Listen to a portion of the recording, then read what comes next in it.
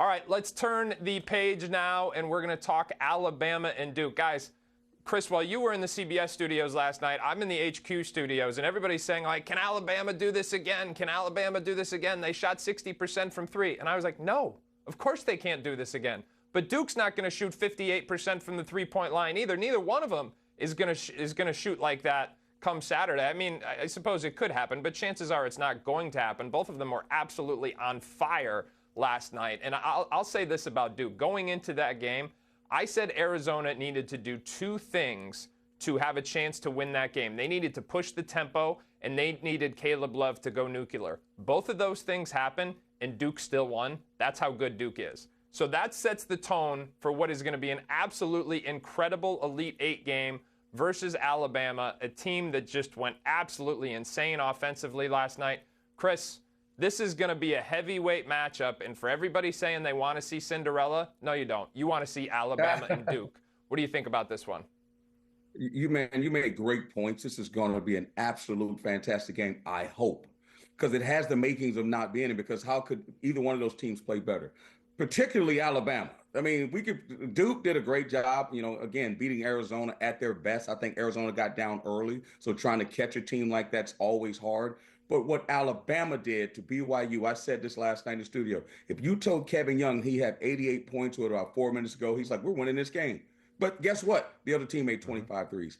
If Alabama makes those type of shots, Duke has no chance to win. I don't care what people are saying about their length, because they are the tallest team in the NCAA.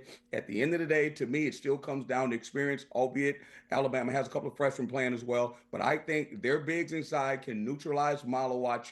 And I believe that at the end of the day, it comes down to making three-point shots, because they're not getting anything at the rim, guys, right? Duke is not allowing that. So the question is, if Cooper Flagg is going to really plant his flag in his 1 year in college basketball, this is the game. Getting to the Final Four is great, but this will be the biggest test that he will have all season long, playing against Nate Oates. And we know Nate Oates is a fantastic coach. It's going to be interesting. Again, they made 13 threes their first two games. Then they made 25. Who thinks that that gravity does not exist and they're going to come back down to earth? And question is, can they win if they make 10 threes? Chris, I said the exact same thing in studio last night. We're talking back and forth. I was like, guys, here's the bottom line. If Alabama plays like this offensively, they beat anyone. Like, they win every game they play like this offensively. But like I said, I just don't know that anybody can sustain that level for more than one game. Trotter, who you like in this matchup?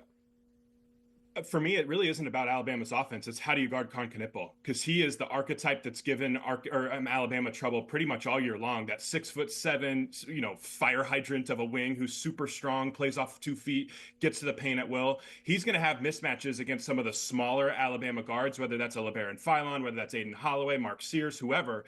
That is going to be a matchup that I think is going to really tilt the scales in this one. I'm with you. I've been trying to find ways to talk myself into Alabama in this one, but I think Duke gets a ton of shots at the rim, and their ability to get offensive rebounds looms large in this one, and their ability to keep Alabama from getting those second chance rebounds for those kick out threes is going to be enormous. I lean Duke in this one, but again, Alabama, that trump card of making 19 threes as possible just feels hard against a Duke team that with this much length and this incredible defense.